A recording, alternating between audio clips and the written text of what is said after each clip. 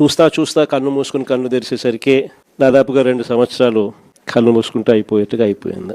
మొత్తానికి 5 బడ్జెట్లు ప్రవేశపెట్టే అవకాశం రాష్ట్ర ప్రభుత్వానికి ఉంటుంది. అందులో 2 అయిపోయినాయి.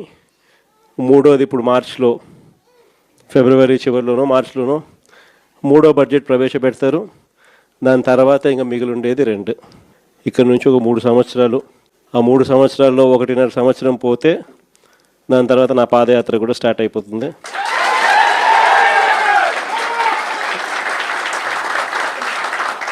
దాని తర్వాత మరో 1.5 సంవత్సరం నేను కూడా ప్రజలతోనే రోడ్ల మీదే ప్రజల్లోనే మమేకమవుతూ ఆ ప్రయాణం కొనసాగుతుంది. ఇది మరీ ముఖ్యంగా ఎందుకు చెప్పాల్సి వస్తూ ఉంది అంటే ఈరోజు పరిపాలన చాలా అంటే చాలా అన్యాయంగా జరుగుతూ ఉంది.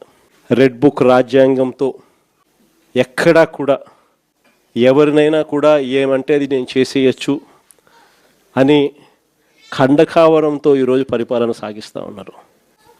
పాలనంతా కూడా అబద్ధాలు, మోసాలు.